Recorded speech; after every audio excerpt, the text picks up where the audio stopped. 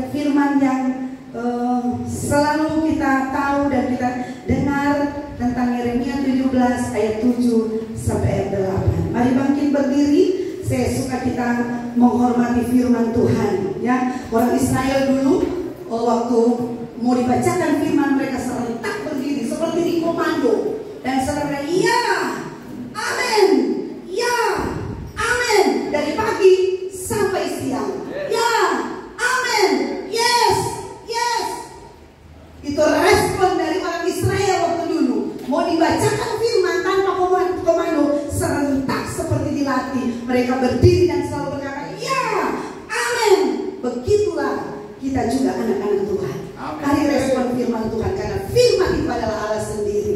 Kita sudah tahu paham bahwa setiap kali firman dibentangkan itu adalah pribadi Allah sendiri. Mari kita baca Yeremia 17 ayat 7 dan 8. Diberkatilah orang yang mengandalkan Tuhan, yang menaruh harapannya pada Tuhan. 8. Ia akan seperti pohon yang ditanam di tepi air, yang merambatkan akar-akarnya ke tepi batang air, dan yang tidak mengalami datangnya panas terik, yang daunnya tetap hijau, yang tidak khawatir dalam tahun kering, dan yang tidak berhenti menghasilkan buah. Haleluya. Amin. Jadi ayat ini jadi hafalan bagi anak-anak sekolah minggu. Mengandalkan Tuhan mudah sekali diucapkan, mudah sekali orang bilang andalkan Tuhan, mudah sekali. Tapi pada prakteknya banyak orang gagal mengandalkan Tuhan, belum paham mengandalkan Tuhan. Dan lewat ayat ini kita mau belajar bersama tentang cara-cara praktis hari-hari bagaimana kita mengandalkan Tuhan. Kita melibatkan Tuhan. Atau kalau Bapak Gembala bilang kalau melibatkan itu belum terlalu sepenuhnya. Cuma kalau orang ada acara cuma melibatkan dia dalam pekerjaan tertentu, tapi dia akan mengambil alih segala sesuatu. Itu maksudnya, ya. Kita sering sekali berkata mengandalkan Tuhan, dan ayat ini jelas-jelas bilang diberkatilah orang yang mengandalkan Tuhan, yang menaruh harapannya pada Tuhan. Minggu lalu saudara, saya diberi kesempatan berkhotbah juga melayani firman Tuhan. Ada beberapa kekasih bilang, oh ini katanya Ibu Gembala, orang tua rohani Ibu Gembala mau berkhotbah, kata. Orang pikir yang ringan-ringan. Ternyata waktu orang dengar orang bilang, oh lebih keras ini. Tapi saya percaya firman Tuhan itu adalah makanan rohani kita, yang membersihkan kita, yang memberkati kita, yang membenarkan hidup kita adalah firman. Terima firman Tuhan, jangan pilih-pilih firman Tuhan. Jangan bilang ini keras, ini ringan. Tidak, firman Tuhan itu adalah makanan rohani kita. Terima dengan lemah lembut, buka hati, terima dengan lembut, rela dibentuk oleh firman Tuhan, firman Kristus, firman kerajaan Allah, yang akan menjadikan kita serupa dengan Kristus. Berulang-ulang kita dengar tujuan akhir dari hidup kita sebagai orang Kristen yang ada di dalam Tuhan. Tujuannya saudara selain surga yang kita nanti-nantikan, ingat kita harus jadi serupa Kristus. Kita harus jadi seperti pribadinya Kristus. Itu yang harus kita ambil. Bukan seperti kemahakuasaannya Tuhan. Cuma Tuhan yang maha kuasa, cuma Tuhan yang maha hadir, cuma Tuhan yang saudara tahu, maha tahu, dan cuma Tuhan yang maha kudus. Kita akan jadi serupa Kristus dalam cara-cara hidup Kristus itu sendiri. Dan ingat, dia adalah pemenang, karena dia sudah menang waktu di kayu salib. Dan cara-cara hidup itulah yang dia tinggalkan, yang dia berikan dalam hidup kita. Sehingga itu yang dikatakan waktu kita terima Kristus, kita terima Yesus, Roh Kristus ada di dalam hidup kita. Benih Kristus ada di dalam hidup kita. DNA-nya Kristus, karakter-karakter pemenangnya di kayu salib itu yang dia berikan di dalam hidup kita. Sehingga Roh Kudus akan masuk, benih menginginkan Roh Kristus itu yang ada dalam hidup kita. Roh Kudus tidak menginginkan hidup kita selain Roh Kristus yang ada dalam hidup kita. Roh Kudus diam dalam hidup kita. Ya, karena kita lahir baru. Kita terima Dia sebagai juru selamat, sebagai Tuhan di dalam hidup kita. Haleluya. Diberkatilah orang yang mengandalkan Tuhan dan yang menaruh harapannya pada Tuhan. Mengandalkan Tuhan bukan soal kata-kata saja, saudara ya. Ya, bukan soal apa ya, orang ucap-ucapkan, sekedar ucap-ucapkan karena kita adalah anak Tuhan, tapi bagaimana menghidupinya, bagaimana menjalaninya. Benar-benar kita mengandalkan Tuhan, dilihat dari tindakan hari-hari kita. Ya, dan saudara, kata Ibrani dari mengandalkan Tuhan, Batak, artinya Batak, B-A-T-A-K-H di belakang, bukan Batak, Batak di Sumatera ya, bukan suku Batak. Ini Batak, pakai H di belakang. Artinya saudara menaruh kepercayaan kepada siapa yang engkau percaya. Siapa yang engkau percayakan hidupmu. Menyandarkan sesuatu kepada siapa yang engkau percaya. Begitu dengan hidup kita, anak Tuhan. Siapa yang engkau percaya? Yesus Tuhan yang engkau percaya, yang engkau andalkan. Engkau sandarkan hidupmu sepenuhnya pada Kristus. Itu artinya mengandalkan Tuhan, menaruh kepercayaanmu. Saya percaya kepada Tuhan sungguh-sungguh. Kalau seseorang percaya kepada seseorang, apa saja dia bisa aman meninggalkan sesuatu kepada orang itu. Dia akan tenang. Contoh uang kita, saudara, kalau ada di bank, wow, saudara merasa aman bukan? Enggak kan dia main di CP kita pedoi ada, atau di pedang itu apa ATM ada kita pedoi.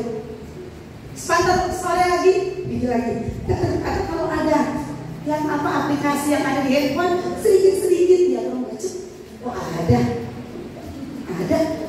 Itu ada keraguan-keraguan, ketidakpercayaan di dalamnya. Ya, kalau saudara percaya bank itu, saudara tidak akan ragu-ragu, saudara akan tertidur enak. Saudara merasa uang saudara ada aman. Setiap kali saya perlu mau pergi ambil, tetap ada, tetap dia akan keluar. Tidak akan berkurang dengan jumlah yang ada. Mungkin berkurang karena admin ya, 5.000, 10.000 sedikit tiap bulan. Tapi untuk ada orang mengambilnya tidak akan pernah ada, saudara.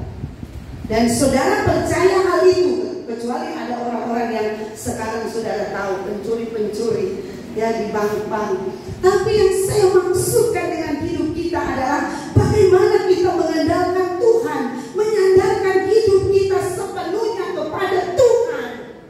Kita mempercayai Tuhan tidak pernah meninggalkan kita. Tuhan tidak pernah berbuat curang dengan hidup kita. Kita yakin hal itu. Tuhan setia. Tuhan menyertai kita setiap hari. Itu buktinya saudara ada sampai pagi hari ini, bukan? Siapa yang menjaga saudara? Tuhan.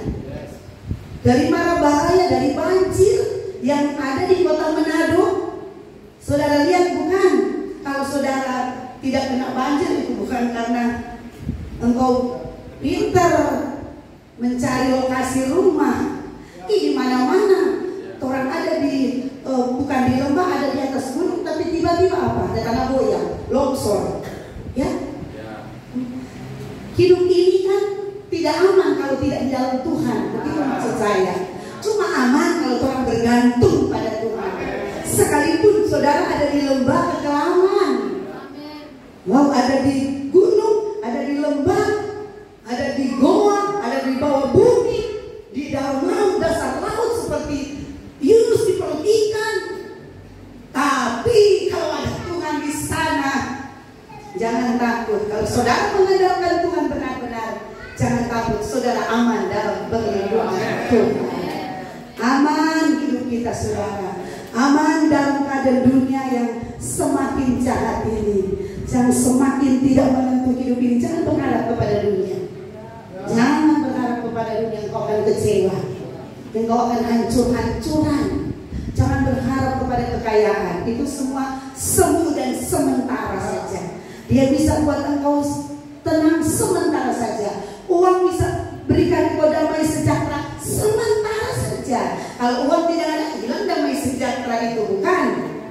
Tempat yang engkau bergantung di dunia ini, kalau dia tidak ada lagi, engkau akan stres. Tapi hanya di dalam Tuhan Yesus Kristus. Itu adalah kepastian kita. Andalkan Tuhan, dia tidak pernah mengecewakan engkau. Orang bisa mengecewakan engkau, tapi Tuhan tidak pernah mengecewakan engkau. Luar biasa Tuhan, amin. Orang yang mengandalkan Tuhan, orang yang mengandalkan Tuhan akan jadi seperti pohon yang ditanam di tepi aliran air. Ya, ayat tadi bilang tetap segar, tetap berbuah, apa saja yang diperbuatnya berhasil. Indah bukan, enak bukan di dalam Tuhan. Kalau engkau mengandalkan Tuhan, seperti pohon, ibaratnya seperti pohon, gambarannya seperti pohon yang ditanam di tepi aliran air. Ada air got yang mengalir terus, walaupun panas terik. Dia kalau di pinggir air, saudara, akarnya merambat ke air. Ingat, dia tidak pernah kering. Pohon itu tidak pernah kering. Dia akan tetap hijau dan akan tetap berbuah. Ya, kalau ada di tepi aliran air, begitu dengan hidup kita. Kalau kita ada di dalam Kristus, saudara ada di dalam Kristus, luar biasa. Engkau tetap akan berbuah. Engkau tetap akan aman. Engkau tetap ada damai sejahtera. Bukan damai sejahtera dari dunia ini yang sementara. Uang bisa membuat engkau ada damai sejahtera. Kata orang dunia, uang adalah segala-galanya. Tapi kita no, Tuhan segala-galanya. Nyata ada doi, kalau ada Tuhan segala sesuatu pasti akan jadi. Nyata ada doi, kalau ada Tuhan pasti Tuhan kasih doi. Tuhan kasih uang. Ya, itu lebihnya kita percaya yang mengandalkan Tuhan. Tuhan pasti jamin hidupmu. Jangan takut, jangan kecewa. Andalkan Tuhan. Kalau saudara masih sudah mengandalkan Tuhan, hidup dalam Tuhan, dan saudara itu masih kecewa, masih tidak pernah periksa koneksimu dengan Tuhan. Periksa, ada apa? Ada yang koslet dengan hidupmu dengan Tuhan. Karena di pihak Tuhan tidak pernah ada yang salah. Di pihak manusia yang selalu ada salah. Periksa hidupmu, hubungan dengan Tuhan. Kalau terjadi hal-hal yang tidak kita inginkan, kecewa, stres, merosot, periksa hubunganmu dengan Tuhan. Dan kembali buat koneksi yang tepat. Terhubung tepat. Frekuensinya tidak berubah. Ya, tertuning tepat. Dan TVRI itu tidak akan seker-seker. Karena tertuning tepat. Amin. Tidak ada seperti Bu Grace bilang. Betul sekali. Apa kata dia bilang tadi? Apa kata dia bilang tadi? Karena sudah tertuning tepat. So radio. Apa kata? Tuhan tidak dapat bicara. Tuhan tahu apa Tuhan ada bicara. Ya, karena orang gelombangnya tidak tepat. Orang begitu bukan dari pihak Tuhan. Kalau dulu Bapak Gembala bilang, dan itu kan dulu ada televisi dulu itu, kesalahannya bukan terjadi tapi dalam pesawat televisi Anda, tapi dari pusat. Jadi jangan bongkar tuh televisi maksudnya, karena dari atas. Haleluya. Orang dulu kan nggak tahu televisi. Dulu kami waktu di Lamongan, saudara ini, saudara kalau sombong, waktu dulu ada televisi di Lamongan, orang kedua ada televisi, orang malah kumpul akan bangun. Banyak kami sampai tengah malam. Kita sholat itu 7 pintu, jaga-jaga. Dulu tuh syarat dulu. Orang duduk satu kali, karena di tempat lain dia kasih doi, tentu dia kasih doi. Kan kata bapak, jangan mencari anak orang kasih musik bapak Uni. Karena dulu anak-anak belum tahu, dan bertahun-tahun, dan itu yang muncul ya. Yang seperti yang saya bilang tadi, Bapak Gembala bilang, kesalahannya bukan pada pesawat televisian, ya, Begitu dengan hidup kita, saya mau kita terjun benar dengan Tuhan, akurat dengan Tuhan. Tambah akurat, bukan harus akurat, tidak usah tambah. Akurat itu sudah paling tepat. Akurat dengan Tuhan, amin. Engkau akan tetap segar seperti pohon, bahkan engkau tetap akan berbuah sekalipun panas terik. Tetap engkau akan segar, tetap engkau akan enjoy. Tetapi hidupmu tidak akan stres. Banyak orang sekarang lagi stres di dunia ini. Banyak sekali saudara. Ya, kita tahu dengan keadaan yang terjadi. Banyak rumah yang rusak karena banjir. Kasihan ya, banyak barang-barang yang harus diganti lagi, hancur. Wah, bagaimana mereka tidak akan stres? Mau cari uang lagi. Ya, tapi kita bersyukur. Kalau kita tetap ada di dalam Tuhan, kita tetap dalam perlindungan Tuhan. Kita akan tetap, sekalipun mungkin kita mengalami badai-badai hidup, kita akan tetap bersyukur kepada Tuhan. Kita akan tetap mengandalkan Tuhan. Tidak akan bergeser dari Tuhan apapun keadaannya. Saudara, dunia sedang menawarkan keindahan, menarik saudara dengan Tuhan. Lalu kalau kita tidak benar-benar akurat dengan Tuhan, gampang sekali dunia ini menarik kita, menggeserkan kita. Oh, saudara, sekarang banyak tawaran uang, banyak tawaran karena sekarang banyak orang yang kehilangan pekerjaan. Banyak orang di Jawa sana, saya dengar berita-berita, banyak orang ya tidak ada uang. Dengan segala kejahatan karena mencari uang. Saudara ya, tapi kalau kita dalam Tuhan, jangan takut, saudara, pasti berbuah. Berbuah. Haleluya. Dan apa saja yang kau buat pasti berhasil. Jangan apa ya? Jangan murung-murung.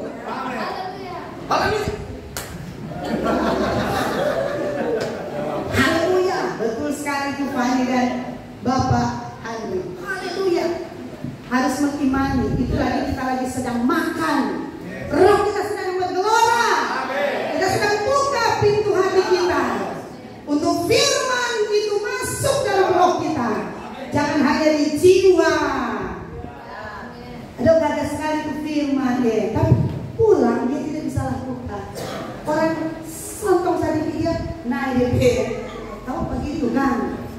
Betul ini saudara. Kalau kena di roh, tidak akan goyang dia. Karena dia terjuling benar dengan firman Tuhan. Amin. Haleluya. Orang yang mengandalkan Tuhan akan benar kelihatan mengandalkan Tuhan dari cara-cara hidupnya. Orang mau lihat dia dari mana dia mengandalkan Tuhan. Orang mau lihat seseorang dari mana sih dia mengandalkan Tuhan. Benar-benar maksudnya ya, benar-benar mengandalkan Tuhan, bukan sekedar ucapan saja. Saya mengandalkan Tuhan, saya ke gereja, itu bukti mengandalkan Tuhan. Ya benar, tapi ada yang lebih lagi yang Tuhan mau dari hidup kita. Cara-cara hidup kita menampakkan bahwa kita benar-benar mengandalkan Tuhan.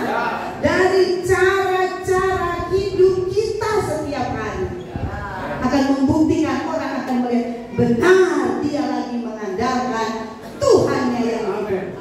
Yang pertama saudara ya, kita akan lihat atau cara-cara seperti apa yang menunjukkan bahwa kita benar-benar mengandalkan Tuhan. Cara apa? Mari kita lihat bersama ya.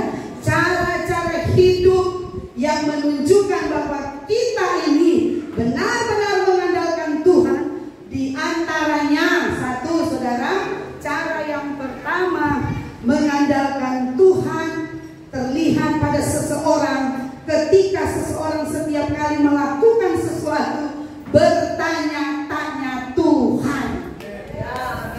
Wow, bertanya-tanya Tuhan ini penting sekali saudara. Jangan berjalan sendiri. Jangan pakai dengan pikiranmu, kepintaranmu. Jangan pakai saudara dengan pengetahuanmu, pengalamanmu. Engkau boleh berhasil kemarin, jangan jadikan kebenaran itu. Itu pengalaman belum tentu hari ini. Yang tentu hanya karena kita bergantung pada Tuhan. Kita mengandalkan Tuhan. Pengalaman kemarin boleh kok beruntung, boleh. Tapi itu kemarin, jangan pakai cara itu sebagai kebenaran.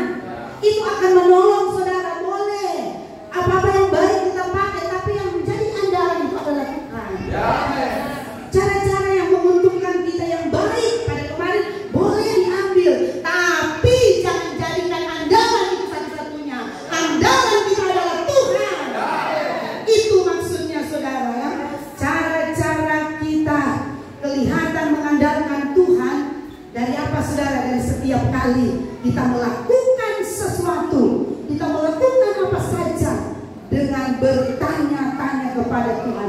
Mari kita akan lihat ada satu firman Tuhan yang luar biasa dari 2 Samuel 5. Saya rindu baca dari ayat yang ke-17. 2 Samuel. Ini ada contoh ya, luar biasa, ada contoh dari Alkitab betapa penting kita mengandalkan Tuhan.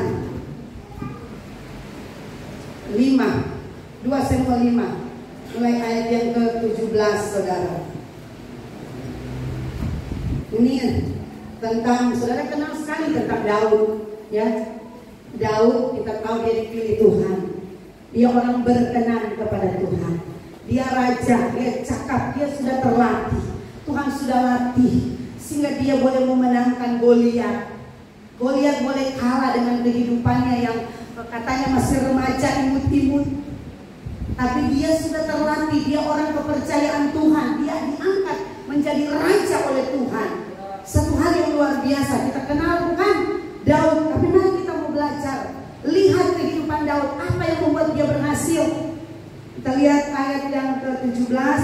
Saya baca sebenarnya ayat 19, saya punya inti, tapi saya rindu kita baca dari ayat 17. Daud memukul kala orang Filistin. Ketika didengar orang Filistin bahwa Daud telah diurapi menjadi raja atas Israel, maka majulah semua orang Filistin untuk menangkap Daud. Tetapi Daud mendengar hal itu, lalu ia pergi ke kubu pertahanan. Ketika orang Filistin itu datang dan memencar di lembah Refaim, bertanyalah Daud, perhatikan ayat 19, bertanyalah Daud kepada Tuhan.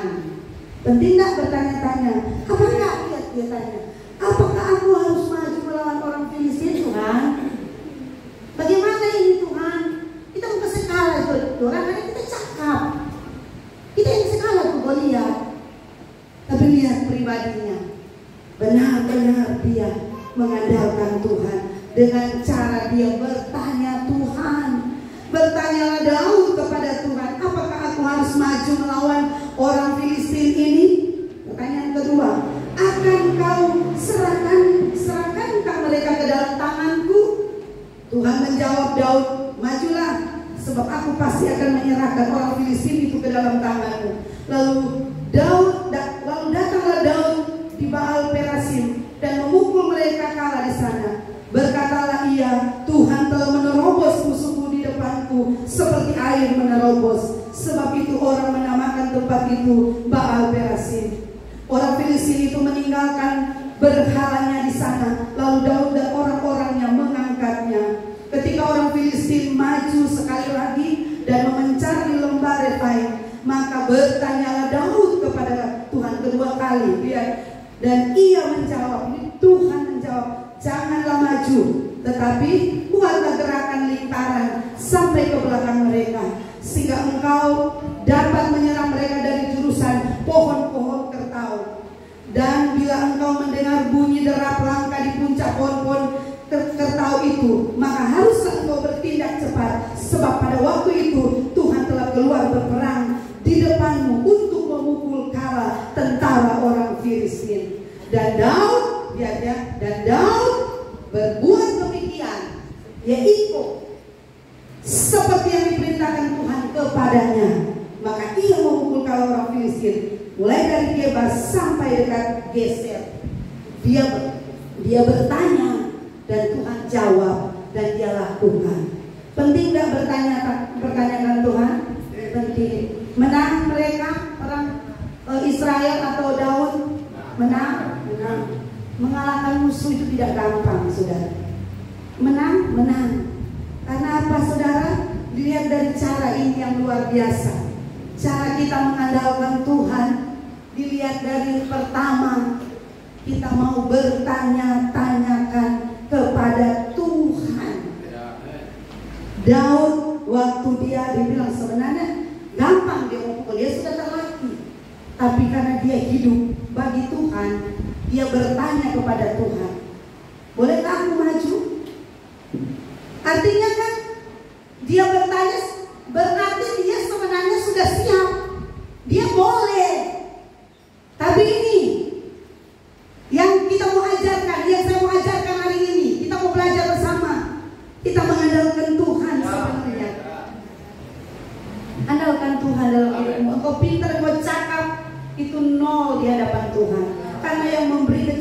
kecakapanmu adalah Tuhan. Kalau engkau tidak mengandalkan Tuhan, kecakapanmu itu saudara tidak akan membuat engkau berhasil.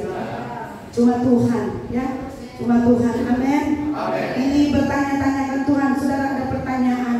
Apakah untuk aplikasi hidup kita, ya, aplikasi dari hidup kita? Karena 2 kali contoh Daud bertanya Tuhan. Menang pertama, ada peluang tuh dia bilang, menang pertama, baru cari cara. Tuhan mau berkenan, kita bertanya pertama, Tuhan jawab. Tuhan berkenan ke kita. Jadi untuk kedua kali biasa kan orang tergoda seperti itu kan. Yang pertama-tama setia bertanya Tuhan, lama-lama karena dia so cakap, karena dia so biasa, lama-lama dia bilang, wah pasti kok Tuhan menyertai. Kita suka sekalan untuk pertama. Tapi lihat cara dari Daud. Dia datang lagi bertanya kepada Tuhan. Tuhan bilang jangan dulu. Beda tuh jawaban Tuhan. Pertama silakan maju. Kedua beda. Jadi jangan berharap Tuhan akan jawab sama lagi. Tetap orang harus berpegang mengandalkan Tuhan. Tuhan banyak cara. Tuhan suruh jalan dan Tuhan suruh diam. Ini ketaatan dari kita yang Tuhan melihat. Karena yang berperang itu Tuhan. Bukan apa tentara-tentara orang Israel. Bukan kuda perang. Yang membuat mereka menang dan musuh kalah adalah tangan Tuhan. Dengarkan suara Tuhan. Bertanya-tanya kepada Tuhan. Saya kaget. Saya sebenarnya ada terkaget. Haleluya. Penting bertanya-tanyakan Tuhan jemaat. Haleluya. Belajarlah dari sekarang supaya kita disebut orang-orang yang mengandalkan Tuhan, yang berharap pada Tuhan. Bukan hanya sekedar perkataan kita, tapi cara hidup kita. Dan Tuhan akan buat kita berhasil. Amin, saudara. Beda ya jawaban Tuhan. Jadi berarti harus selalu bertanya Tuhan. Jangan saudara pikir oh Tuhan menjawab iya kok karena kita anak Tuhan, kita ini hamba Tuhan, kita ini pelayan, kita ini orang hidup dalam kekudusan. Jawaban Tuhan pasti berbeda. Karena menurut kepentingan Tuhan. Karena ada waktu orang diangkat oleh Tuhan, saudara dia akan jadi sombong. Betul sekali ini saudara. Ya, banyak kali kita melihat orang-orang yang sudah dari awal dia cinta Tuhan, dari awal dia semangat melayani Tuhan, dia berkorban bagi Tuhan. Setelah Tuhan angkat dia, berubah enggak? Orang diangkat, orang banyak orang berubah enggak? Bajunya pasti berubah. Pasti berubah, cara jalannya pasti berubah. Tuh, kalau orang cara pakai, cara makan dulu mungkin di pinggir kan, emperan kalau Jawa bilang. Sekarang ya resto. Betul enggak? Karena ada uang bisa bayar, gengsi dong. Mau makan tuh gengsi, tapi gengsi ada di daging, ada itu bergerak di daging kita kalau kita tidak putuskan. Gengsi, takut orang lihat, takut apa kata orang, takut orang bilang banyak doi, tapi tidak bisa. Ini yang orang harus pangkas dari hidup kita. Ya, luar biasa Tuhan, amin. Jangan sombong, amin. Andalkan terus Tuhan, kita, amin. Baik di masa tenang, baik di masa kegoncangan, andalkan Tuhan. Saudara, ada pertanyaan aplikasi hidup hari-hari. Apakah tindakan kita atau tindakan ini sesuai dengan kehendak Tuhan? Tanyakan dalam hidupmu, saudara ya. Karena saya mau katakan seperti tadi, 2 kali Daud bertanya, ya, 2 kali Daud bertanya dan Tuhan menjawab, tapi berbeda-beda pertanyaan. Tapi kali ini dalam aplikasi hidup kita, saudara, apa saja yang kita melakukan, kita akan adakan pertanyaan seperti ini. Apakah tindakan ini sesuai dengan kehendak Tuhan? Karena ada contoh Lot dan Abram waktu memilih Waktu dorang sama-sama keluar dari Mesir, saudara, dorang jadi orang kaya, banyak harta. Tuh Kejadian 13 bilang, banyak harta, banyak kambing domba beribu-ribu. Dan ada terjadi karena sudah terlalu banyak, dorang sering tahu mana kan kita kambing. Tuh gembala-gembala penjaga ini, mana kan kita kambing. Aduh, terus ada apa lihat ini? Gembala dari Abraham, gembala dari pekerja dari Lot. Sobat aku campur, akhirnya terjadi baca ayat itu. Tuh gembala-gembala tuh pekerja-pekerja Lot dan Abraham bangun Sarah. Jadi ini Abraham dengan bijaksana pikir-pikir daripada lihat orang dua Lot. Kita ke mana kan pengen bakal lain lihat orang duanya, nggak bagus bukan? Dia suruh pilih. Tuh apa yang terjadi saudara?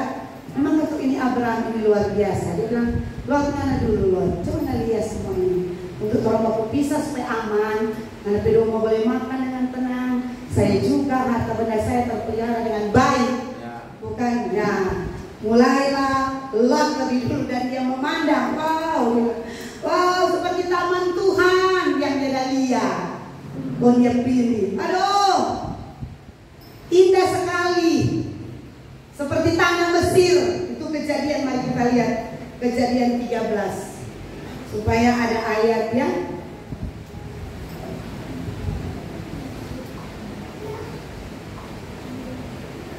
Ayat yang ke-10 dan 11 mungkin. Perhatikan ayat ini. Lalu Lot melayangkan pandangnya dan dilihatnya lah bahwa seluruh lembah Yordan banyak airnya. Dia tertarik bukan? Seperti taman Tuhan. Aduh indah sekali ini. Sini kita ketampan. Seperti tanah Mesir. Karena orang dari Mesir. Dosa rasakan keadaan di Mesir enak sampai ke Suar. Hal itu terjadi sebelum Tuhan memusnahkan Sodom dan Gomora. Sebab itu Lot memilih baginya seluruh lembah Yordan. Ya banyak airnya seperti taman Tuhan. Lalu ia berangkat ke sebelah timur dan mereka berpisah. Ini akhirnya sudah tahu cerita keluarga dari Lot bukan? Dan sampai sekarang kita mengingat tiang garam itu. Karena dia memilih tanpa bertanya Tuhan. Saudara mau kemana? Mau memilih.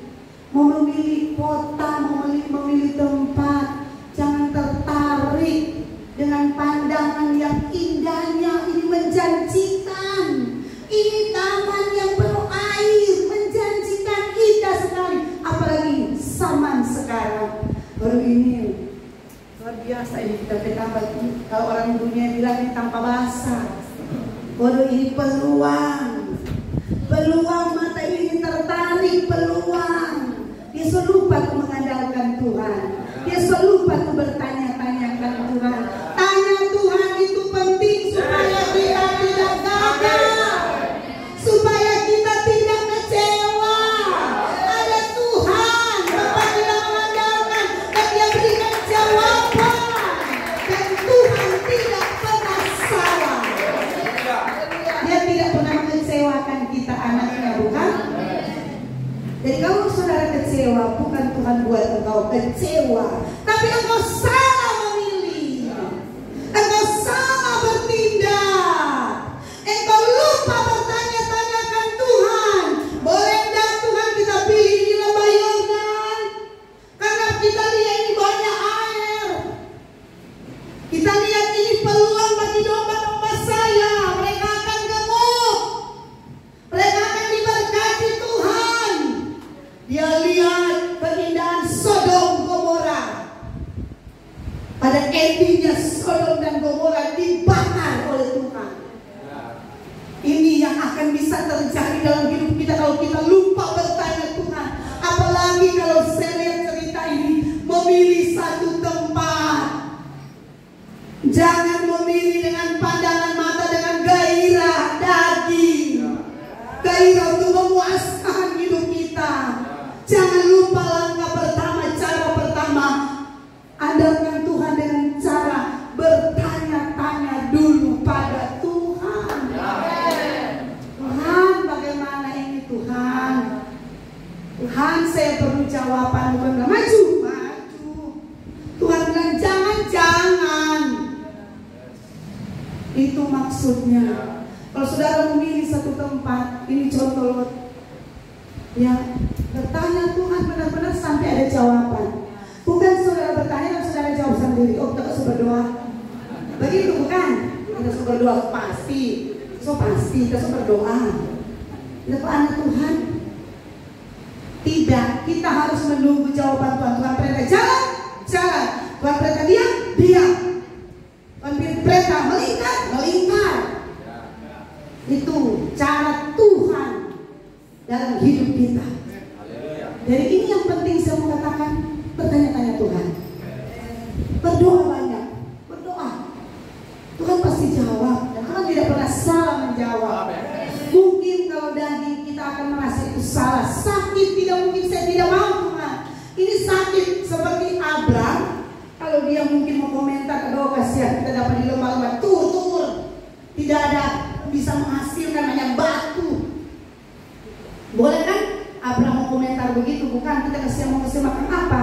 Kita kambing domba ini dengan rumput kering dan dengan batu-batu dan kau tertarik bukan? Tapi Tuhan tidak pernah salah. Aduh, Tuhan tidak pernah salah, saudara. Jangan lupakan Tuhan dalam soal bertanya-tanya. Anak-anak muda mau pilih jodoh, bertanya Tuhan. Ini bukan sekedar apa ya? Kebiasaan orang yang bertanya Tuhan gina. Tidak bukan gina masih anak muda kada. Perlu ini, perlu sekali. Karena hidup berumah tangga itu sehidup semati. Haleluya. Yang merasa orang bukan orang yang bersuruh. Yang mau jalani hidup dalam rumah tangga orang. Jadi sangat penting anak muda bertanya Tuhan. Kalau Tuhan jawab baru melangkah. Tunggu sampai dengan Tuhan punya jawaban. Ada konfirmasi dari firman. Bukan dari suara dunia. Jangan ikut konfirmasi suara dunia. Engkau akan gagal dan kecewa. Konfirmasi itu harus dengan Tuhan dan firman-Nya. Banyak cara Tuhan akan konfirmasi. Lewat hamba-hamba Tuhan mungkin yang berkhotbah. Firman yang engkau dengar, yang kau baca, itu konfirmasi yang jelas. Ya, harus melalui kepentingan Tuhan. Saya yakin saudara akan diberkati Tuhan. Jangan salah pilih seperti Lot, ya. Kalau ada usaha, membuat usaha, tanya Tuhan, saudara. Ya, tanya Tuhan, Tuhan izinkan ini enggak? Karena begini, yang kita lihat endingnya bukan yang pertama-tama menjanjikan. Terus sekali Tuhan menyatakan sesuatu dalam hidup kita, sangat perlu, itu demi kebaikan kita. Haleluya. Dan pertanyaan kedua, apakah tindakanku ini menyenangkan hati Tuhan atau tidak? Contoh saudara, kalau kita mau bekerja, apakah tindakan saya ini, apakah yang saya ambil ini menyenangkan hati Tuhan? Atau begini, kalau saya ada di situ, apakah saya akan lebih mencari berkat kepada mereka, atau kita terpengaruh? Apakah saya dengan pekerjaan ini saya akan lebih cinta Tuhan atau lebih malas? Dulu saya begini, rajin sekali di CG. Setelah saya ada di tempat itu, saya dipengaruhi oleh mereka. Saya tidak ada gairah lagi ke CG. Saya suka kumpul-kumpul dengan mereka, nongki-nongki dengan mereka, ya. Nongkrong-nongkrong dalam aja. Itu hari ibadah CG dan hari nongkrong-nongkrong dari teman-teman kita, kelompok kita yang lain di luar gereja. Ini yang saya mau katakan. Apakah pekerjaanmu atau segala sesuatu yang kau kerjakan itu membuat engkau dekat dengan Tuhan atau membuat engkau tidak bergairah dengan Tuhan? Itu intinya. Ya, saya ingin supaya kita semakin cinta Tuhan. Saya ingin rupa Kristus itu semakin nyata dalam hidup kita. Yang mereka lihat itu cara-cara hidup kita seperti firman Tuhan, seperti Kristus hidup. Itu harus nampak dalam hidup kita. Itu yang Paulus bilang tuh, Galatia 2 ayat 22. Kristus semakin semakin besar di dalamku dan aku semakin kecil. Memang tidak mudah mematikan daging itu seperti hari ini. Saya cuma sentil sedikit, ya, supaya hidup kita jadi berkat. Dan apa saja yang tindakan-tindakan apa saja yang kita buat itu akan menyenangkan hati Tuhan. Menyenangkan hati Tuhan ini tidak kita ada di sininya, ya. Menyenangkan Tuhan dah. Tidak salah saudara bergaul, tapi tanyakan pertanyaan itu, ya. Sehubungan dengan cara mengandalkan Tuhan, tanyakan itu. Saya ada di sini mempermuliakan Tuhan atau tidak? Ya. Saya ada di sini membuat saya lebih cinta Tuhan enggak? Ya. Itu. Atau saya lebih malas ke gereja? Atau saya lebih kehilangan gairah berdoa? Saya lebih suka bercerita dengan orang. Nah ini menurun enggak rohani saya? Atau semakin bergelora dengan Tuhan? Ya. Itu pertanyaan yang harus kita tanyakan dalam hidup kita. Ada lagi satu pertanyaan. Apakah rencana hidupku sesuai dengan kehendak Tuhan? Agenda Tuhan yang Tuhan bilang atau tidak? Ya, apakah kita semua punya rencana? Bukan, catatkan rencanamu. Saya dulu waktu di sekolah Alkitab, waktu di Solo, saudara, di Tongbangu, ada satu guru kami, dosen kami suruh rencana itu dicatat semua. Catatkan rencanamu dan taruh di amplop. Dan itu selalu dilihat dan selalu didoakan. Kita sudah tahu ada rencana jangka pendek, ada jangka panjang. Memanage hidup kita dengan rencana-rencana ke depan. Saudara punya banyak rencana, bukan? Rencana dalam rumah tangga, anak-anak, masa depan, menata hidup rumah tangga. Banyak sekali rencana Tuhan dalam hidup kita. Tapi apakah itu sesuai kehendak Tuhan dan memuliakan Tuhan dan? Tanyakan pertanyaan itu, saudara. Karena yang paling penting kan menyenangkan hati Tuhan, bukan? Hidup kita layak di hadapan Tuhan, bukan? Di mana kita berada, hidup kita ini jadi seperti Kristus, bukan? Bukan hanya di gereja, bukan waktu-waktu hanya kita melayani di kumpulan kita orang gereja, orang dalam Tuhan.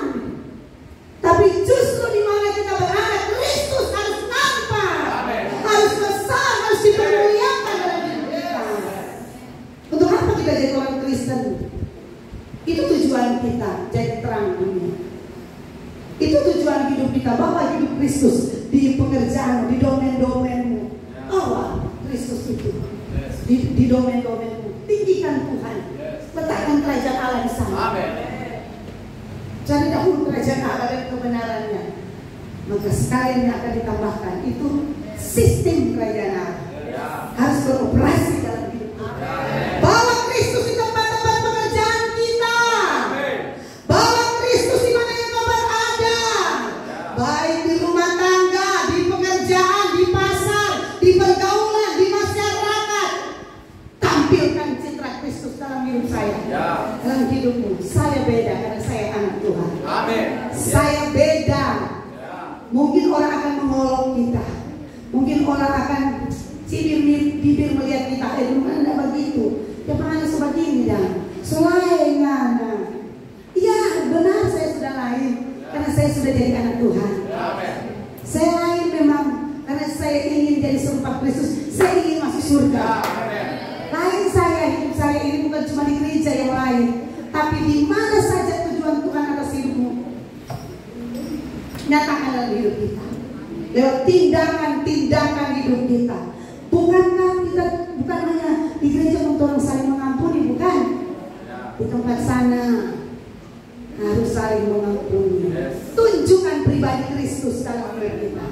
Muliakan Tuhan dalam hidup kita. Dalam rencana-rencanamu, apapun rencanamu, tanyakan itu.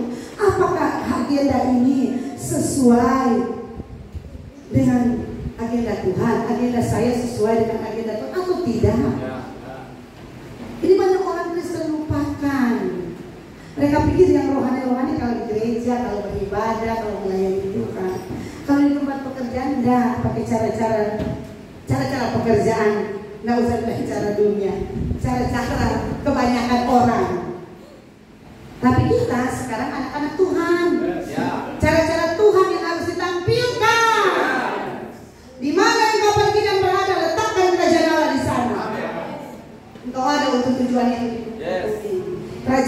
harus ditegakkan di muka bumi. Ya. Sistem kerajaan Allah harus nyata di muka bumi. Lewat gereja Tuhan.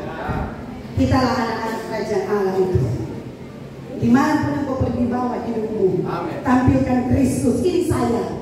Walaupun mungkin dicemooh, ya, di apa lagi dihina, tidak disukai karena cara hidupmu yang baru. Wow, itu yang Tuhan suka. Itu yang menyenangkan hati Tuhan. Itu yang Alkitab bilang, kalau engkau tidak mempertahankan nyawa, kalau engkau mempertahankan nyawa, engkau akan mati, kehilangan nyawa. Tapi kalau engkau tidak mempertahankan, itu maksudnya. Itu seperti tadi. Dahsyat Yesus. Amin. Amin. Orang kan dia bertanya, apa sih ayat itu bilang? Kalau Tuhan mempertahankan nyawa kita akan kehilangan nyawa. Apa maksud itu kan? Kok begitu turun bicara hidup?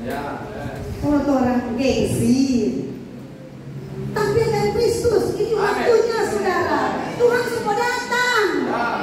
Tuhan mau pakai setiap hidup kita di mana saja kita berada untuk menyelamatkan teman-teman kita, menyelamatkan saudara-saudara kita, teman-teman di pekerjaan. Siapa yang akan menyelamatkan mereka? Sedangkan Tuhan menaruh engkau di tempat itu. Itu domenmu. Kerjakan, letakkan kerajaan Allah. Itu sebabnya jangan berbeda dengan agenda Tuhan. Tanyakan kepada hidupmu, apa ini agenda Tuhan, kemauan Tuhan, kehendak Tuhan. Itu kehendak Tuhan sama seperti agenda Tuhan. Toh tanyakan supaya Kristus dimuliakan, bukan cuma di gereja, di tempat-tempat pekerjaan, di mana yang Tuhan bawa di situ. Sebab orang yang tidak mengandalkan Tuhan, dia tidak peduli apakah Tuhan setuju atau tidak. Tidak peduli dia. Kalau orang yang tidak mau mengandalkan Tuhan, mau cuma mengandalkan kepintarannya, cuma mengandalkan kecakapannya, cuma mengandalkan uangnya, kekayaannya, atau temannya, saudara atau orang besar, orang yang tidak mengandalkan Tuhan, tidak peduli dengan orang yang mengandalkan Tuhan. Ia tidak peduli. Orang yang tidak mengandalkan Tuhan, ia tidak peduli apakah Tuhan setuju atau tidak setuju. Maksud saya, dia jalan saja, pare. Yang penting batapa toh, masuk pemasukan. Yang penting cuan. Amin. Betul. Coba orang ada di sana praktek, benar nggak? Dahsyat Tuhan. Haleluya. Kalau saya hidup benar, cuma tambah satu jeti. Kalau kita bahas milik, sedikit orang lama bilang, tambah 5 jeti. Mau pilih mana? Kau dah yang mengandalkan Tuhan, 5 ikan, 5 jeti kita suka. Abaikan dulu, yang penting 5 jeti masuk. Yang penting banyak uang, keluarga aman, nyaman, terpenuhi kebutuhan, bayar sekolah lancar, usaha lancar. Peduli dengan pertanyakan Tuhan. Jalan Jo, nanti hari Minggu datang masuk gereja minta ampun buat Tuhan. Betul kok, betul ya. Betul ini. Kalau jadi kan Tuhan pengampun kita, Tuhan ampuni saya. Betul, dia berdoa sungguh-sungguh minta ampun loh. Sungguh-sungguh, oh Tuhan ampuni. Salah kita Tuhan, kita tahu di salah Tuhan. Ampuni saya Tuhan. Ya kalau lagi di gereja bikin lagi. Itu sudah mengikat hidupnya. Harus keluar dari situ. Keluar supaya kerajaan Allah itu berwujud dalam hidup kita. Keluar dari hal itu. Amin. Keluar saudara. Cara-cara hidup yang menunjukkan bahwa kita benar-benar mengandalkan Tuhan. Pertama kita sudah lihat ya, dengan cara bertanya-tanyakan Tuhan. Yang kedua, dengan cara mengandalkan Tuhan terlihat pada seseorang yang yang selalu menempatkan Tuhan sebagai pusat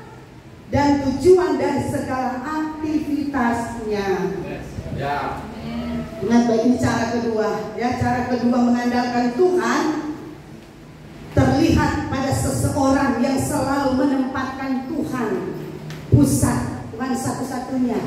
Dia pusat mata saya. Saya memandang hanya kepada Tuhan dan tujuan dari segala aktivitas hidup kita.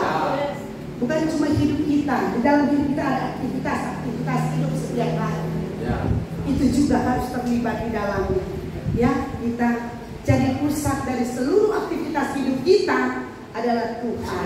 Tujuannya adalah Tuhan. Orang mah cuma berapa lama so di bumi ini? Orang kerja keras nanti tulang sampai sepakat tulang.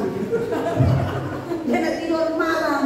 Tahu karena untuk menambah kesejahteraan dalam keluarga kita, bukan? Padahal dia kerja sampai pada titik dia 50 tahun, 60 tahun. Kalau dia belum meninggal di masa 30 tahun, dia nanti meninggal di masa 80 tahun. Tahu sampai hidup kita tidak tahu, bukan? Di tangan Tuhan. Tapi jangan berpikir nanti 60 tahun, nanti 80 tahun. Jadi hidup sekarang ini saya berbuat seenak saja, tidak mau bertanyakan Tuhan, tidak mau mengandalkan Tuhan. Ya, dan tidak mau menempatkan Tuhan sebagai pusat dari kegiatan kita, pusat dari aktivitas hidup kita. Apa saja yang kita buat. Roma 11 ayat 36. Roma, tampilkannya 11 ayat 36. Apa? Lihat, segala sesuatu adalah dari Dia dan oleh Dia dan kepada Dia dan bagi Dia kemuliaan sampai selama-lamanya. Haleluya. Segala sesuatu hidupmu dari mana? Dari Tuhan. Kesehatanmu dari mana? Dari Tuhan. Pekerjaanmu dari mana? Dari Tuhan. Nafas, kata Bapak Gembala tadi kehidupan. Hidup kalau ada nafas, bukan? Dari Tuhan. Ini HP ini dari mana? Dari suami.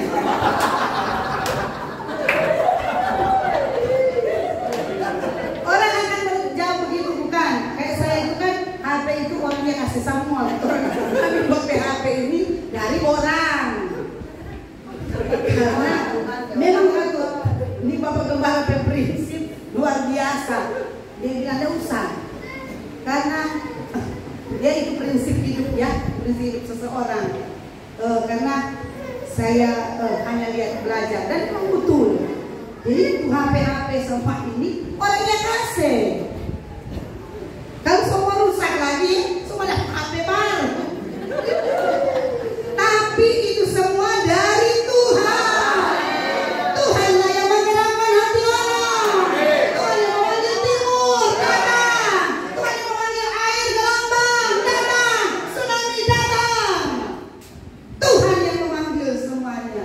Air pun mendengarkan suara Tuhan, membongkar daerah-daerah yang kita tahu. Wow, saya ada lihat di Turki yang minggu lalu itu kejadian. Wah, luar biasa tuh. Itu siapa yang buat tuh? Seperti kertas katanya. Ada 10.000 ya. Saya melihat setiap kali saya lihat, oh Tuhan, dia jatuh begitu. Gedung-gedung ribuan, 10.000 loh. Lihat di situ, dia seperti gedung-gedung sangat tinggi. Dia jatuh betul. Mereka ibaratkan seperti tisu. Aduh, saya melihat itu dan saya bilang inilah kuasa Tuhan. Semakin saya bergelora dengan Tuhan, mempercayai Tuhan, dan kedua semakin saya mengandalkan Tuhan. Saya menaruh hidup saya pada Tuhan. Mari jemaat, taruhkan sepenuhnya hidupmu kepada Tuhan, rumah tanggamu kepada Tuhan. Sebab segala sesuatu itu datang dari Tuhan. Dunia ini akan habis lenyap. Di gunung katanya seperti tikar, firman Tuhan yang bicara, yang bilang, ya, tidak ada yang kekal. Mari jemaat, sebab segala sesuatu dari Dia. Mari kita akui bahwa semua dari Tuhan. Jangan sombongkan apa-apa dari hidup Ya, karena Tuhan yang memberi segala sesuatu. Kemarin kalau saya tidak salah dengar di dua puasa, Tuhan pula yang mengambil. Ya kan? Luar biasa. Tuhan yang memberi, Tuhan cuma kasih kepercayaan lagi. Kontoran tidak pergunakan sebaik mungkin sesuai rencana Tuhan, sesuai agenda Tuhan dalam hidup kita. Ya tiba-tiba Tuhan ambil. Dengan berbagai cara dia ambil, saudara. Tapi kan ya bagi itu sudah pecahkan. Ya bagi itu sudah masih keluar. Ya bagi kita ini sudah jadi keluar. Itu dari mana? Bukan dari seseorang, walaupun ada orang penyebabnya, tapi itu seizin dari Tuhan. Iya benar. Kalau Tuhan tidak izinkan dari orang jahat atau orang tidak akan jadi. Biar orang sejahat apapun menghalangi berkat kita, menghalangi pekerjaan kita, menghalangi pengiringan kita kepada Tuhan. Tidak. Kalau Tuhan yang buka, tidak ada satu orang yang bisa menutupnya. Kalau Tuhan yang menutup tidak ada yang bisa membuka yang lain. Seperti perkataan Nuh. Bukan kita yang tutup ini pintu paldi Bahtera Nuh. Orang kata minta tolong pasti kan. So gedor-gedor topi itu pintu. Itu Bahtera. Dia bilang bukan kita yang tutup. Dan memang itu Tuhan yang tutup. Firman kan tidak pernah salah. Oh, Tuhan bilang Tuhan yang tutup, bukan Nuh yang tutup. Kalau Tuhan yang tutup, biar orang menangis, so keluar air mata jadi darah, tidak bisa berubah kalau bukan kehendak Tuhan. Jadi percayalah saudara, segala sesuatu dari Tuhan. Pekerjaanmu dari Tuhan bukan? Rumah tanggamu dari Tuhan bukan? Kesehatanmu dari Tuhan bukan? Percayalah. Karena orang yang mengandalkan Tuhan, ini yang kedua lagi ya, orang yang mengandalkan Tuhan selalu sadar bahwa segala sesuatu yang baik terjadi oleh karena Tuhan. Itu kan ayat bilang toh, dari Dia dan oleh Dia. Jadi biar orang ada rumah tangga, kalau kacau-kacau Tuhan dilibatkan di dalamnya, mau apa? Ya, Tuhan berikan kita keluarga, tapi harus ada aturan main yang jalan, kasih Kristus yang jalan dalam rumah tangga. Kasih Tuhan, akan terjadi kerukunan. Walaupun kita memiliki pekerjaan, kalau Tuhan tidak ada di dalamnya, kita tidak mengandalkan Tuhan di dalamnya, mungkin kita mengandalkan kekuatan kita sendiri dengan melakukan hal-hal yang lain yang curang. Apa yang terjadi? Pekerjaan memang dari Tuhan, tapi kalau kita tidak melakukan dengan baik sesuai agenda Tuhan, sesuai kehendak Tuhan, tidak akan berhasil juga, bukan? Itu sebabnya saudara, segala sesuatu ingat baik-baik ya, dari Dia dan oleh Dia. Campur tangan Tuhan, kuasa Tuhan dalam pekerjaanmu, dalam hidupmu, dalam keluargamu. Andalkan Tuhan, biarkan Tuhan beroperasi sepenuhnya dalam hidup kita, dalam rumah tangga kita. Percayakan kepada Tuhan. Pekerjaanmu tidak akan pernah disentuh oleh apapun, karena Tuhan yang membentengi. Karena engkau melibatkan, mengandalkan Tuhan dalam pekerjaanmu, Tuhan pasti ganti berperang atas hidupmu. Yesus akan dimuliakan dalam pekerjaanmu. Yesus dahsyat. Amin. Orang yang mengandalkan Tuhan tidak pernah lupa bahwa segala kemuliaan pada akhirnya hanya untuk Tuhan. Nanti saudara ya, kalau berhasil, kalau kau diberkati Tuhan harus dengan tulus bilang, cuma karena Tuhan, makasih banyak Tuhan, dan kemuliaan itu untuk Tuhan. Tuhan makasih banyak, Tuhan sudah buka jalan pekerjaan saya so terima gaji, so naik gaji, makasih banyak Tuhan.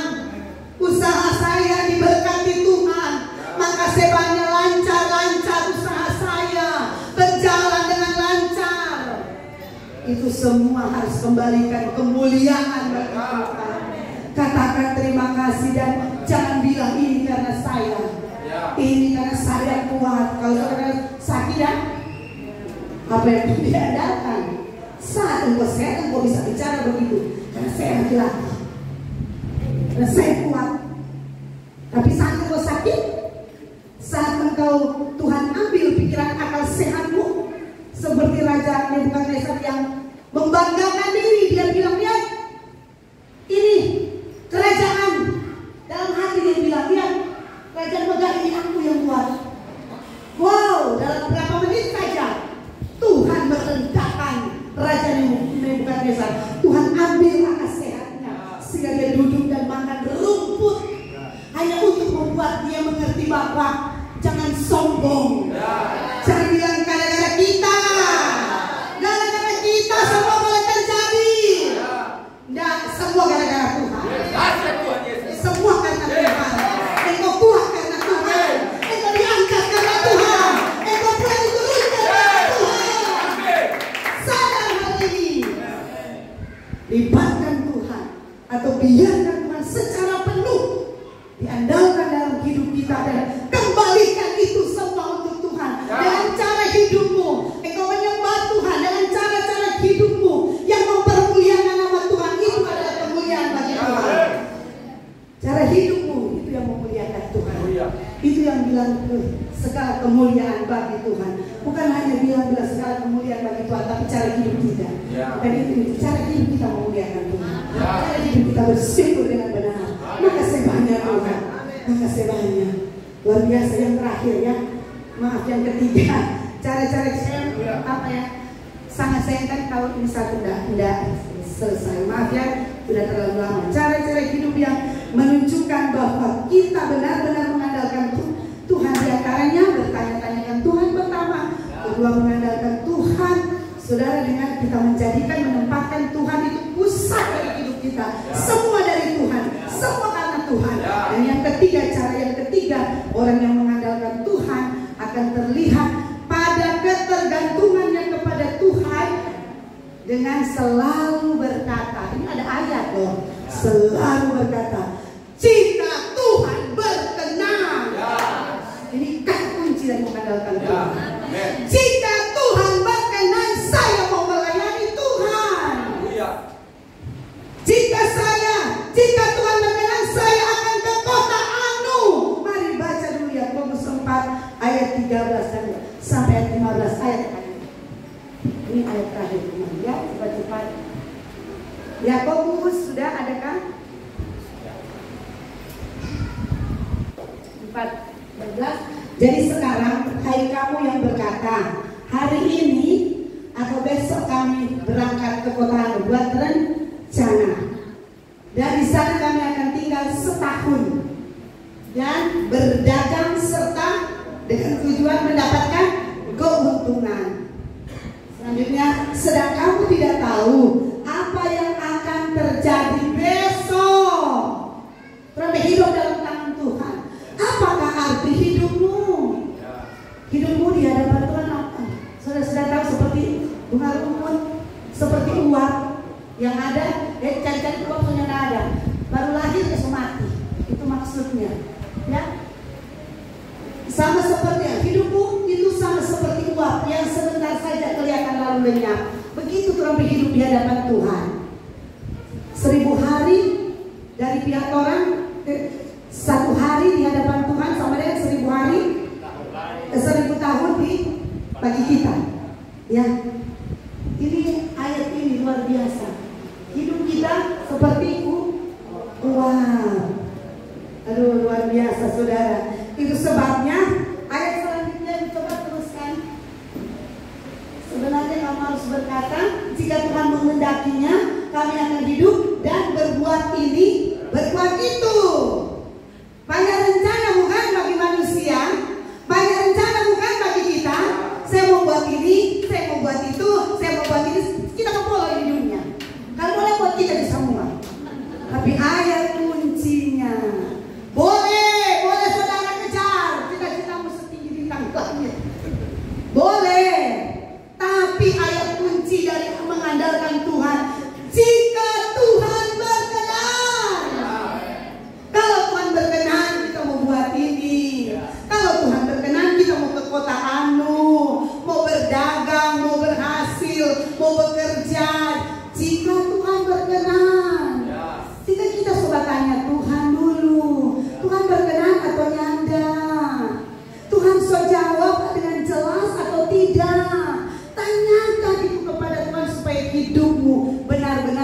Kristus. Benar-benar untuk tujuan Tuhan. Yang pasti Tuhan tidak akan pernah meninggalkan kita. Pasti Tuhan akan menjamin, Tuhan akan memberikan pekerjaan bagi kita. Tapi yang Tuhan inginkan kita selalu berkata, jika Tuhan berkenan, maka saya akan melakukan ini dan itu. Saudara mau ke tempat mana? Bagian pertama bilang, bertanya Tuhan, usahakan Tuhan. Jangan pernah melangkah seperti Lot kalau belum dapat jawaban. Jangan melihat itu indah. Jangan bilang, oh kita di sini kok susah. Kita mau pergi di tempat sana, di di sana aman, baik, di sana enak. Ya, saudara, kita harus bertanya Tuhan karena hidup kita mengandalkan Tuhan.